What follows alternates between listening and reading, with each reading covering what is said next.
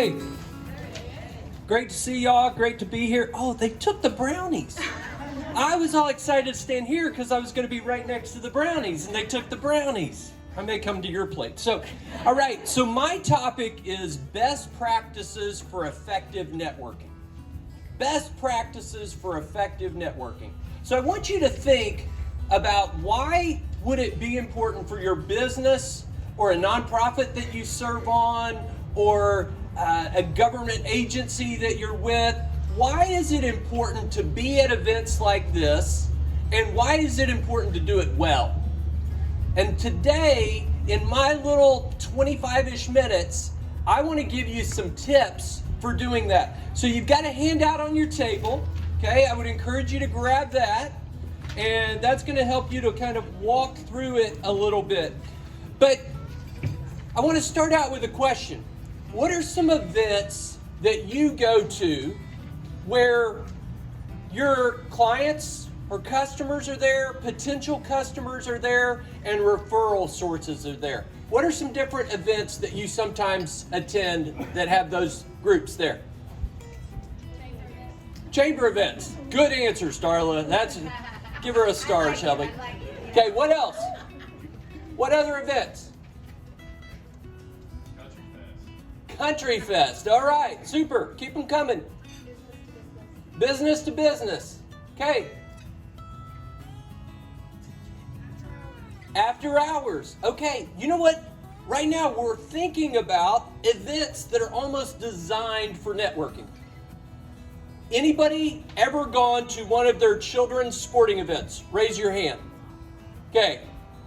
You don't have to raise your hand. Anybody gone to church? Okay. Okay. Anybody gone to the grocery store? Every one of those can be a networking an event or an event that can help your business or your nonprofit. And I want us to think about that every event can be, and we've got to pick, some boundaries. If you go to a funeral, I would encourage you not to go with the mindset of, how can I develop my business?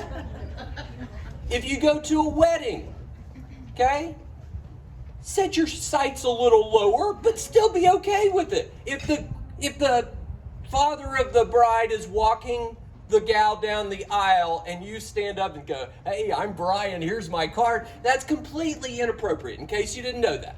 But if somebody's sitting at your table and saying, what do you do? And they ask, what do you do? That's a great opportunity. So just be mindful of that. So I'm going to walk you through what could have been a PowerPoint presentation, but more importantly, I want to give you some tips, and Shelby's going to act out what I would have had on the slide. So, all right, so the first thing I want you to think about is before the event. So many times when we hear people talk about networking, we just think about what's going to happen right here. Well, you know what? A lot of gold happens before the event even starts. And the first thing I would encourage you to do is establish goals. A good example of that is about 2 years ago, my 19-year-old daughter and I were headed to the Earl Campbell Tyler Rose Awards. And on the drive over, I turned to her and I said, Katie, what's your goal for tonight's event? Well, this gal's been with me for 19 years, so she wasn't completely shocked. She goes, I want to get my picture taken with 2 Heisman Trophy winners. Okay, my daughter loves football. And I was like, okay, that's great. And then she turned it on me, okay? And she goes, what's your goal, Dad? And I was like, oh.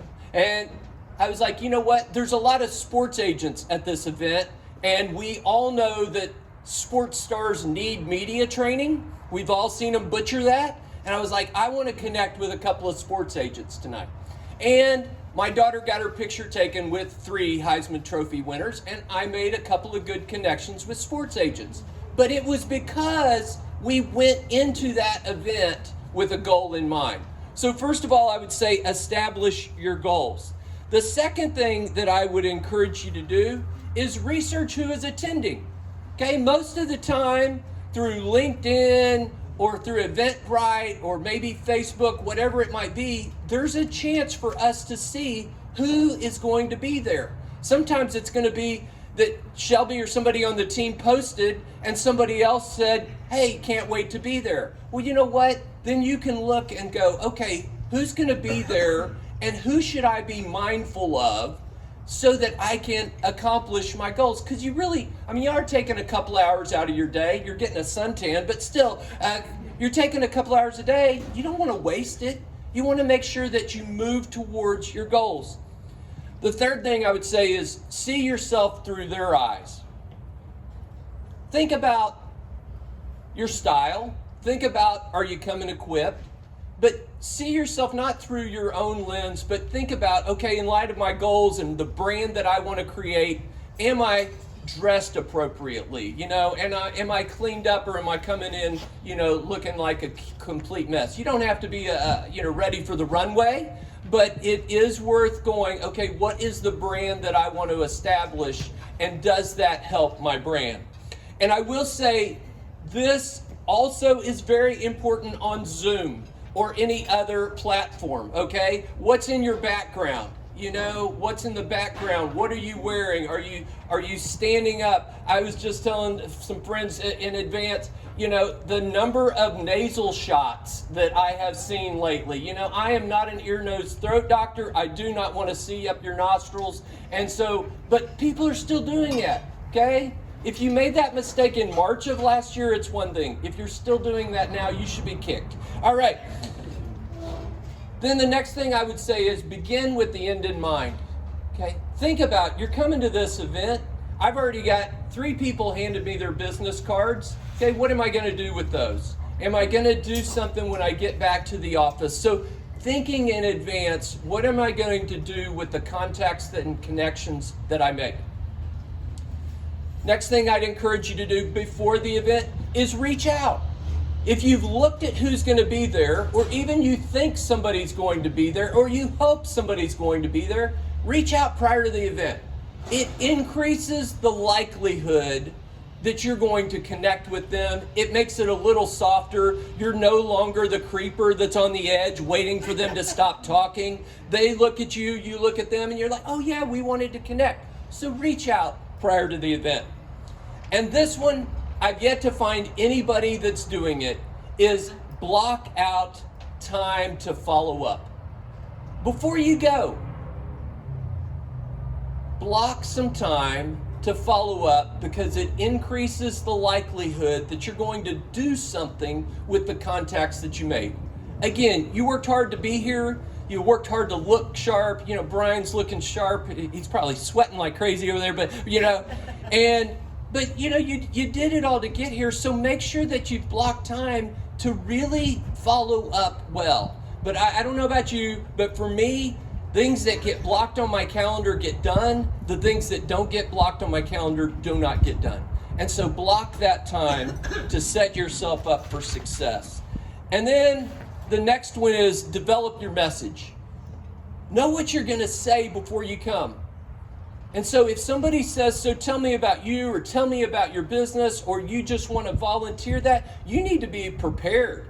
And I will say it should change, okay? What you say in one location or 1 month may be very different than what you say at a different location, a different group of people, a different message. So, hey, Dane, tell me about what you do, Dane.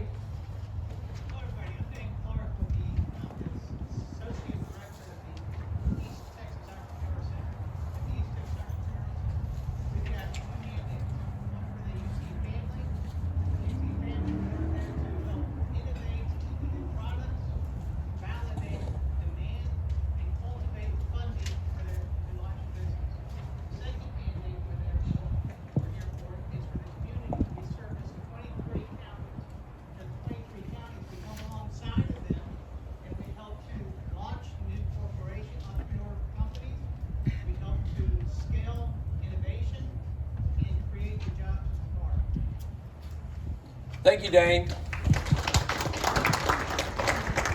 So yeah, you got to have that message. You got to know. Some goofy speaker may tell you, hey, tell us what you do, but obviously the people at your table, it's an opportunity, and hopefully it's other people in while you're in line and things like that. So really think through that. What are you going to say? So those are things that I would encourage you to do before the event, which again, you can test yourself. How many of those things did you do today before the event? Okay. All right. Now we're going to move on to at the event. You're here. What are you going to do at the event? A few tips there on the bottom of page 1. You can jot down the things that I say that maybe you hadn't thought about or that you've forgotten. But I just want to real quickly hit some things to do at the event. First of all, I would say aim to help others. You know, most of the time, there are people here, and it doesn't matter how important, how powerful, how prestigious, how long they've been in their career, they've got things that they need. Recently, I was at an event, and I was talking to a woman who is a very high-powered attorney, super sharp, but her son was trying to get into a master's program, and I happened to have a connection.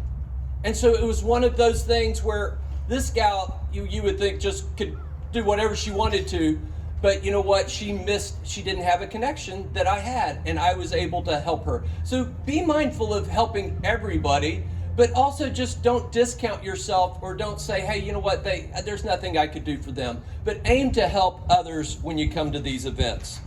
I like this quote from Dale Carnegie. He says, he doesn't say it anymore, but he did say, you can make more friends in 2 months by becoming interested in other people than you can in 2 years by trying to get other people interested in you. I love that. So the next thing I'd suggest that you do well is introduce yourself well. My name is Brian Brandt. It is too easy for me to go, hey, I'm Brian Brandt. And people are like, what did he just say? You know, so introduce yourself well, but then also look for those opportunities to introduce other people, okay? Like Nancy was saying, first event she went to, she was just hoping nobody looked her in the eye, you know, and there's always going to be some people like that. Take that opportunity to say, hey, Mike, I know you haven't been here too many times. I want to introduce you to Lisa. Whatever that might be. Introduce others. Next one is remember names. Okay? So many times we're so focused on saying our name right. I should be, at 55 years of age, I should be good at saying my name. I shouldn't have to think about it, but we do too often. So focus on them and really try to remember their name, repeat their name back to them, think about their name written across their forehead, think about how their name corresponds to somebody else that you might know, but do things, whatever works for you. If you're bad at that, take 15 minutes the next time you're getting your oil change to research, how do I remember names better? Whatever that might be. Next one I'd encourage us all to do is be positive. You know, if you show up at the event and people are like, how are you doing today? Oh, you know, my neighbor's acorn fell on my driveway and stained it. You know what I'll say? Hey, it was so nice to meet you.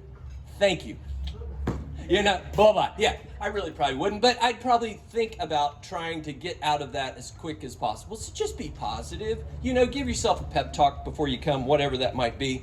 Start conversations. Have some really good open-ended questions that you're prepared to do. How long have you been a member of the chamber and what has it done for you?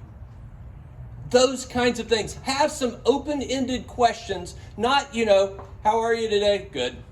You know, ask them things that will get them talking and have a few of those in your back pocket.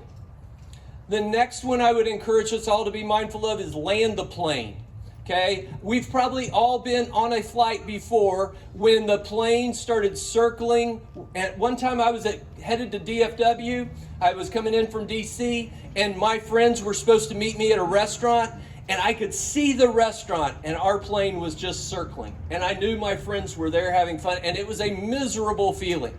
Similarly, if you're in a conversation that's going nowhere, okay, and y'all both run the timeout, land the plane. Say something nice like, I know you're here to network. I'm here to network. I have loved this conversation, but I know that it's probably time for us to end it and walk away.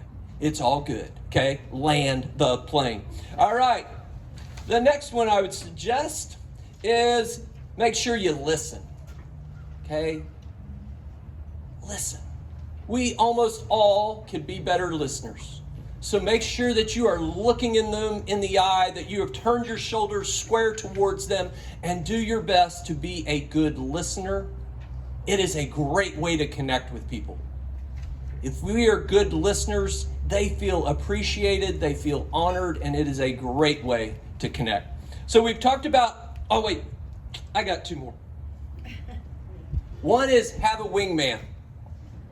And the next one is don't have a wingman. Have a wingman if you will not go to the event otherwise. Don't have a wingman if they're going to be your crutch and you're going to walk around everywhere together and sit next to each other when you should be dispersed and engaging with people. So do your best to suck it up and go to these events if they matter to you, if they matter to your business, if they matter to your nonprofit. But if you're not going to go otherwise, then find yourself a wingman and then talk out your strategy. Okay, we're going to go in together. We'll meet two people, then we'll separate, whatever it might be.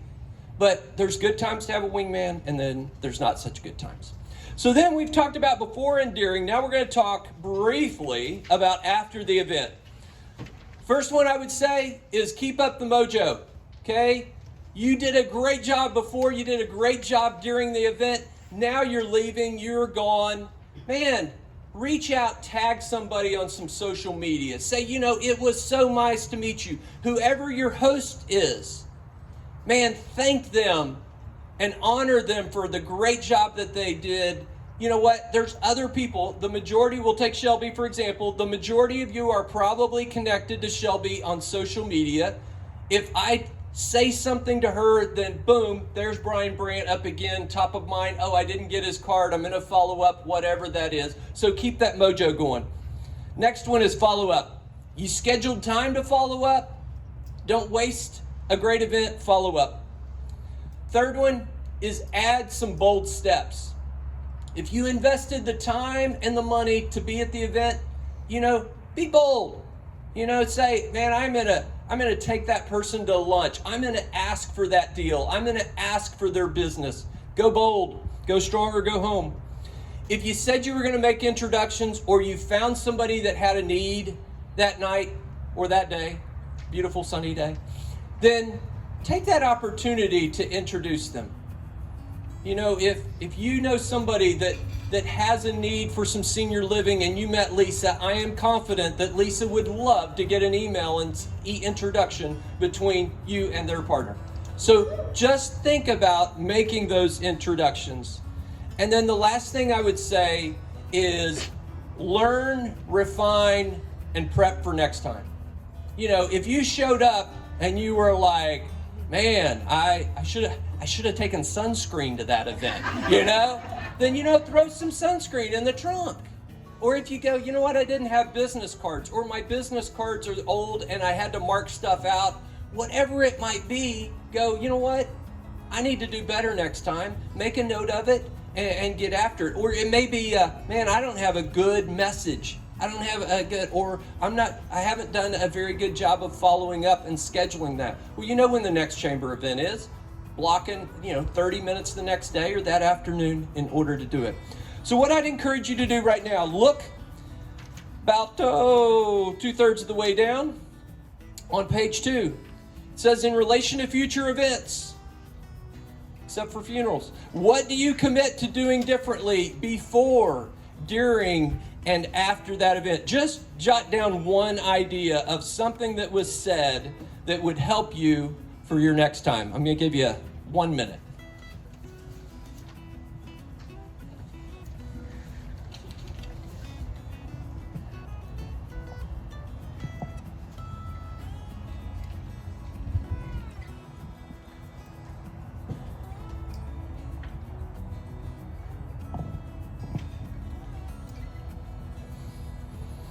All right.